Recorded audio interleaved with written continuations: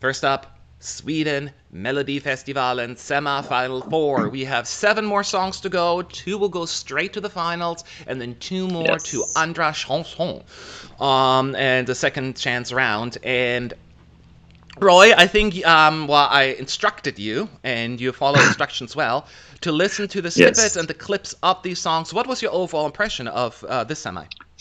Um, Honestly, I was left a bit disappointed. I was really, really looking forward to what Pagan Fury would bring, Mm-hmm. because it's something totally different and something totally not Swedish. But somehow they made it into a Swedish-sounding song, and Mm-hmm. a little bit disappointed with that. But there were some good surprises as well, luckily. Yeah, it's very interesting Um, because I didn't know them, the Pagan mhm, Fury, before. So I listened, oh, this is different for Melodifestivalen, because it yeah. appears that they wouldn't let a song in unless it's Melodifestivalen friendly, if you know Yeah. what I mean. So I think they had Hmm. to make some kind of compromise. Because I did feel that was probably a little different. It's not completely that sound. I kind of took that away from it, but that would be my guess here. That that was they kind Hmm. of had to do that. Yeah. Yeah, well, it's understandable. Melodifestivalen is a good recipe for the broadcaster, and the songs just usually sound the same, and this time again as well, I guess. But Yeah, yeah, there were some good surprises too. I thought so too. Go ahead. Sorry. I think I was not the biggest fan of John Lundvik, and I know a lot of people love Last that year song. or this year? You No, mean? last year. Okay. I know a lot of people love that song. I just thought that he was a great singer and all, but he just deserved a better song and could just do with something better. And I think we just received that. Ooh, I love I to talk about that. And I agree with you actually Mhm, about this. I mean, he made the song last year. It's usually not, it's a mhm, very heavy ballad, right? But he sang the blank out of it. And yeah. that made it appealing. But the song itself was also just okay for me. So Mhm, let's talk this through without. So let's talk about a song. Let's talk about our favorites first. So if it mhm. were up to you, which 2 songs would go straight to the finals? What is your first one? My first one is John Lundvik. It's John Lundvik. Uh, Okay. yeah, it's "We're Too Late for Love." It's just a good song, and overall, I think the Swedish people would just really vote for it, and it just goes straight through to the final. Yeah. And the second song, But I was let me go for this debating. next. We're going to take turns. So Okay, my okay. first one, not that it's going to be that surprise. I will also think that John. Let me see here. Personal taste, it's a little tougher. I will put Pageant Fury through there. I have no Mhm, expectations. Like you, I didn't yeah. know the original style, so I was very pleasantly surprised by the song. Yes, some people could call it maybe predictable, established corporate metal or hard metal, but for Melodifestivalen, actually, it's quite different. And I just saw their still. I was like, but the staging. I haven't seen the rehearsals clip yet. Only the studio snippets. Mm. And I thought this could look really, really well if they do the staging right and could just absolutely stand out. I find the chorus very catchy and very melodic, and Mhm. this will help to stand out. But they're still going to grab some of the more, people that more gravitate towards the hard rock metal sound. They fill a specific niche, and Yeah, it works for me. Absolutely, I yeah, love it. It needs to go through. It's different. Go ahead. What's your second one? yeah. Well, I was gonna say I was really torn between two songs. I was really just debating if I would put Lisa Ajax through or Pagan Fury, Mm-hmm. and I think in the end I did go with Lisa Ajax because she is a regular to Melfest, so people are familiar with her, and it is a totally different sound from Pagan Fury. So I'm not sure if the Swedish people will respond to it. I hope Mm-hmm. they will, and no, it's probably a good contender to go through anyways, either directly or through Anders Janssen. But Yeah, I yeah, agree I actually put that yeah, Lisa's song for me is probably my favorite that she has sent yet. I wasn't a big fan of her. me too. I Don't Give a, and what was the other one? I forgot even. I was like, this is so middle of the road pop music that just really didn't stand out. So this one actually it has a very good melody and it's very Yeah. powerful. I was also torn for me with the second place that I would put through. I will go actually with John Lundvik. I was very surprised when I heard that song because usually what they do when they bring an act back from the prior year, they they're kind of trying to recreate a similar song. They did that with Victoria. They did that with almost everyone. But he went a different route. It's like a mid-tempo song with actually a really nice beat, and he's a good singer. He's very charismatic and likable. So I'm pretty sure My Heart's On Me Dead, someone saying about Lisa Ajax. That was the one. And I think that this would probably one of the more outstanding entries, actually. It's very likable, and it just feels like something that will work well on stage. So with that, I am with you. So those are my two favorites that I picked, Pageant Fury and John Lundvik. And who are your second chance candidates? Well, I think, I think there's just a clear top three to me in this semi. So I put Lisa Ajax, I put Lisa Ajax in the straight qualifiers. No, I've taken Fury as my first second chance candidate. Which one, like sorry? I said, say one more time. Pagan Fury. Oh, Pagan Fury, okay. Yeah.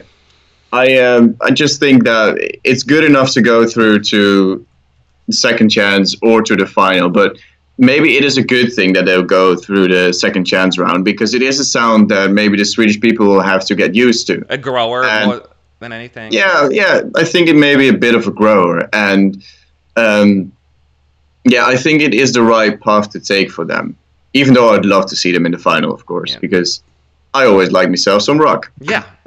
I'm the same way. Go ahead. And the final song that I have in Anders Jansen is, now, let me see, Arfingarna, if I pronounce that correctly. With I Do. Yeah. Listen, interesting. When I heard it at first, I did not care for this at all. And then I saw the live snippet, and I thought, okay, there's some life in this song. They were dancing to it, and it was actually kind of like the sound that people would vote for as well. And like last year, when the Rolands just surprisingly went through to the final immediately, I kind of have the same vibes with this, but to the final is a bit too exaggerated to me. But I think they have a shot to go to Anders Jansen. So I put definitely Lisa Ajax in Anders Jansen. I mean, she has to go at least to the second chance round. I think it's a good song. Even though those who follow me and know my taste, I love me some good ballads, but maybe I'm just balladed out a little, and this is a bias on my part right now. But I just, I want something more upbeat right now. So, and that's just the mood I'm in. But her song, definitely her best effort yet, and she absolutely deserves. If she doesn't go directly through, I would not be upset. Second chance, if not, that's an injustice, because she deserves this time to qualify. Yeah. And guess what? I agree with you. That's why I was like, really? Because Arfingarna, I Do. It reminded me, my first song was the Rolands as well. And there are often songs that go through that seem a little bit outdated, but very Swedish. It reminds me, it has like this mix, almost like a little bit like the good old ABBA days.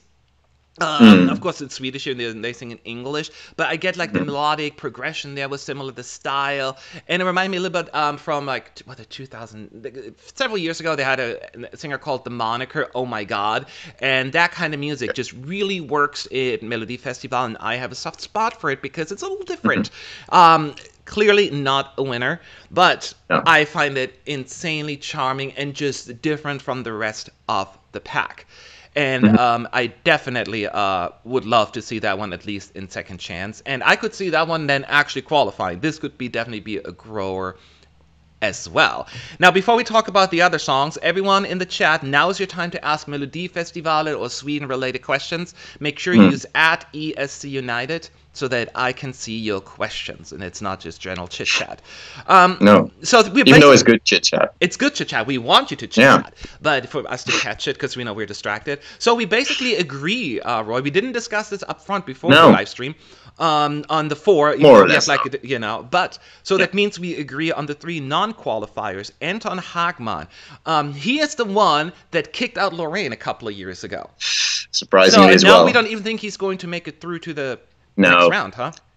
No, his song is just bland to me. It just doesn't do anything for me, and I kind of wished it was better because I did think that his song a couple of years back was somewhat decent. Like it had a melody and it had a bit of a Shawn Mendes vibe.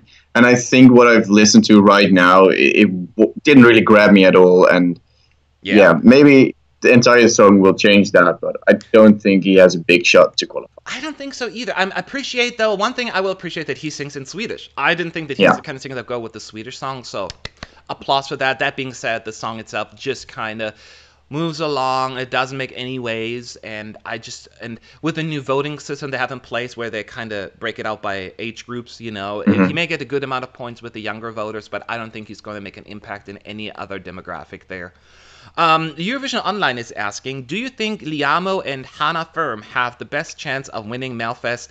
I think it could win Eurovision 2019 jury vote and finish top 5. Eurovision Online, this is a tough one for me to answer. I don't necessarily feel as strongly about the song. It's pleasant to my ears, but pleasant isn't good enough. Like, it was the weakest semifinal in my opinion, semifinal 2, and this was the strongest song out of the weakest semi. I will agree with that, but it doesn't leave an impact on me. I understand that this is currently the betting odds favorite. You see, it's very difficult for me to say it's going to do well at Eurovision since I'm not connecting to it. It's very hard for me. I don't know. I'm not as crazy about it. How about you? No, me neither. I think the moment in the song, like the very passionate "Don't Let Me Down" that they sing to each other, that is a great moment. But as a whole, it takes like 1.5 minutes to even get to something interesting in the song. Yes. And like I said, the moment itself is really good, but the song in total just kind of lacks a bit for me. And I don't think it's that clear-cut of a favorite. Well, it is a favorite, but to me, it's not the favorite necessarily. I think it's going to be a little closer this year than in previous years. That's one more question. Don't you think that Melfest this year is very weak and a little bit boring? No immediate song contenders. Honestly, I thought last year was weaker. I like more songs this year. I feel as they went a little bit back to basics, in that sense, like more Swedish sounding Schlager music, a lot of it. But maybe that's why I found more pearls in this one. Last year, my favorite was Shuffla. And that's do you get that? Oh, Shuffla me too. was my favorite. I think yours too. Yeah. So that was a great song, though. It was a great song, and it's a jokey song. Yeah, but it worked. It had a great hook. It was fun to watch, and I was annoyed. So last year I was more disappointed. This year I'm a little bit more excited about certain songs. How about you, Roy? Yeah, I agree. Compared to last year, I think this year is a lot better in overall package. Yeah. There is not such a clear-cut favorite as there was last year. I think that once we saw all the songs, we kind of knew that Benjamin Ingrosso had probably the biggest shot to winning. But is it the best Melfest? Also, no. I think 2 years ago was a lot better. I think the year before that was a lot better.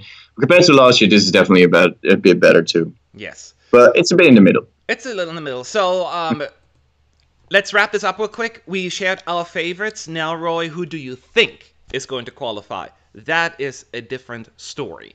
I'll go first on this one because I always make you go first. Let me go this one.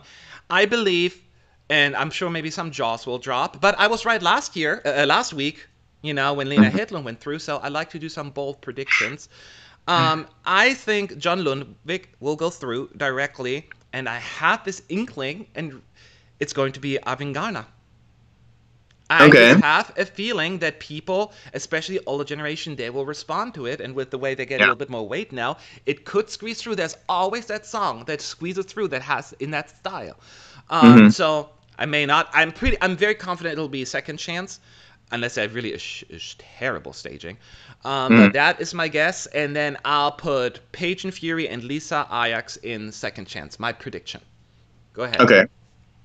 Roy, your turn. Now I kind of feel like I have to do something bold as well. No, I think, I will do something bold. But the prediction for me, straight through, I think still John Lundvik and Lisa Ajax. I think second chance will be Pagan Fury. And then I'm going to put Ari Vagarna out. Ooh. So, indifferent to you. Okay. And I'm going to put Bishara in. I think he's really young, and a lot of young girls could vote for it. And I know that the voting system changed a bit, but I think that he could grab a few votes here and there. So let's go. Well, There we have it. we'll have our post show tomorrow after Meldodifestivalen, and then either I'm gonna laugh at you for being wrong, or you laugh at me. So we have to wait and see how that's going to pan out. But these are our predictions, and everyone, let us know what you think.